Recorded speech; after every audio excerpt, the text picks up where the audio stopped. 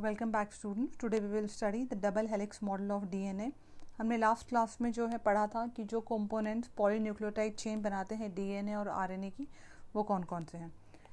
जैसा कि मैंने बताया था लास्ट क्लास में, DNA forms the major genetic material in most of the living organisms. DNA क्या है? It's a long polymer of deoxyribonucleotides, जिसके अंदर सिंगल यूनिट जो है that is known as deoxyribonucleotide. Length of the DNA को हम कैसे मेजर करते हैं? That is measured in the number of nucleotides और द बेस पेयर। जैसे ये जी है, जी जो है सी के साथ में कंबाइन होता है, दिस इज 1 पेयर। ए जो है वो टी के साथ में कंबाइन होता है, that is 1 pair. These are known as the base pairs. जैसे बैक्टीरियोफेज 5174 है, उसमें 5386 न्यूक्लियोटाइड्स हैं। बैक्टीरियोफेज है लैम्डा, उसमें 48502 बेस पेयर्स हैं। ई कोलाई है उसमें 4.6 इंटू 10⁻6 बेस पेयर्स है। Haploid content of human DNA, यानी कि हमारी बॉडी के 23 क्रोमोसोम्स में, यानी एग या स्पर्म्स में जो है कितने बेस पेयर्स हैं डीएनए के? That is 3.3 into 10⁻9 base pairs. Next जो है दैट इज, सबसे पहले जो है डीएनए को एज एन एसिडिक सब्सटेंस किसने ऑब्जर्व किया था? फ्रेडरिक मिशर ने इन 1869। कहाँ पर? न्यूक्लियस के अंदर। और क्योंकि ये एसिडिक नेचर का था और न्यूक्लियस में था, इसीलिए इसका नाम इन्होंने न्यूक्लिन दिया। उसके बाद में दो साइंटिस्ट थे, James Watson and Francis Crick. उन दोनों ने एक्सरे डिफ्रैक्शन डेटा के बेसिस पर double helix model of DNA दिया।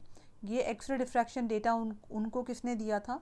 वो दिया था मॉरिस विल्किंस और रोजलिंड फ्रैंकलिन। रोजलिंड फ्रैंकलिन जो है फीमेल थी, और मॉरिस विल्किंस, इन दोनों ने मिलकर के जो है एक्सरे डिफ्रैक्शन स्टडी किया और फिर डेटा प्रोड्यूस किया। उस डेटा के बेसिस पे जेम्स वॉटसन और फ्रांसिस क्रिक ने डबल हेलिक्स मॉडल दिया for the structure of DNA. Erwin Chargaff, ये एक साइंटिस्ट थे जिन्होंने बताया कि जो डबल स्ट्रैंडेड डीएनए होता है उसमें the ratio of between adenine and thymine और ग्वानाइन एंड साइटोसिन जो है वो हमेशा कांस्टेंट रहेगा, that will be equal to 1।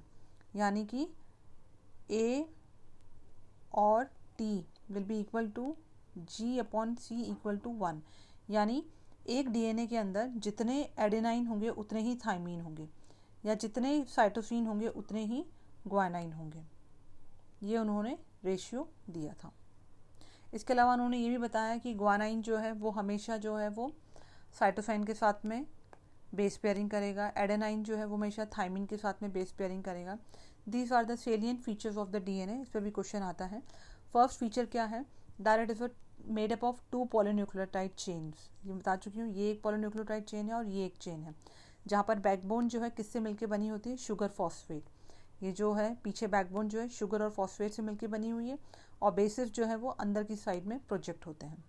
Second point, 2 chains have anti parallel polarity. Anti parallel polarity यानी अगर एक चेन जो है वो 3' to 5' है, तो दूसरी चेन जो है वो 5' to 3' होगी। इस तरह से इनकी पोलैरिटी जो है वो चेंज्ड होती है।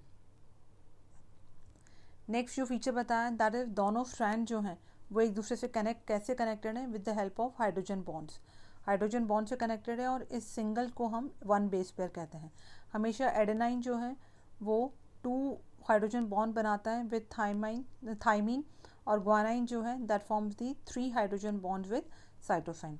हमेशा एक प्यूरिन जो है वो पिरिमिडीन के ऑपोजिट आता है। क्यों आता है? ताकि दोनों स्ट्रैंड के बीच में एक इक्वल या अप्रॉक्सीमेटली यूनिफॉर्म डिस्टेंस क्रिएट हो between the 2 strands of helix.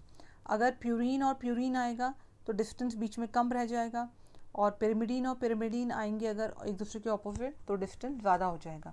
सो इस यूनिफॉर्म डिस्टेंस के लिए, ये जो है ना इसके बीच का ये पूरा डिस्टेंस यूनिफॉर्म हो, इसके लिए जो है हम जी के अगेंस्ट में हमेशा सी लगाते हैं और ए के ऑपोजिट हमेशा टी ज्वाइन करवाते हैं या नेचर ज्वाइन करवाती है।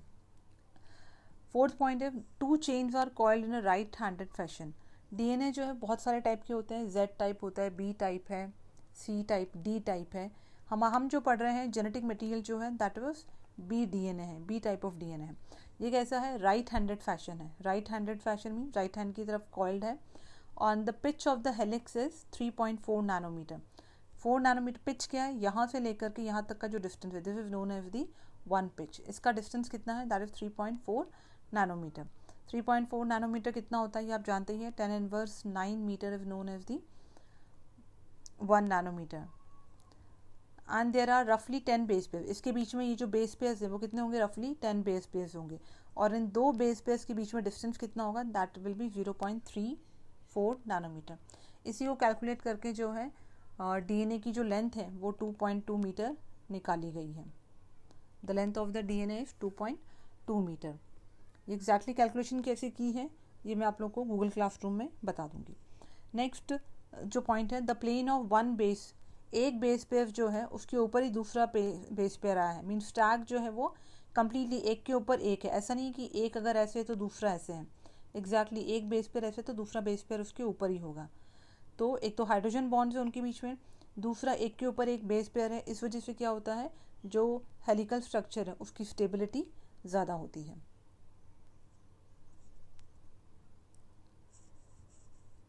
ये पॉलीन्यूक्लियोटाइड चेन स्ट्रक्चर है, डबल स्ट्रैंडेड। ये 5 प्राइम एंड है जहाँ पर कि फॉस्फेट ग्रुप अटैच है, ये 3 प्राइम एंड है जहाँ पे हाइड्रोक्सिल ग्रुप अटैच है। ये 5 प्राइम टू 3 प्राइम एंड है, तो ये 5 प्राइम टू 3 प्राइम एंड यहाँ पर है। पोलैरिटी दोनों की डिफरेंट है। जी और सी के बीच में 3 हाइड्रोजन बॉन्ड्स हैं और टी और ए के बीच में डबल हाइड्रोजन बॉन्ड है। That's all for today's class. Still, if you have any doubt, you can ask me on Google Meet.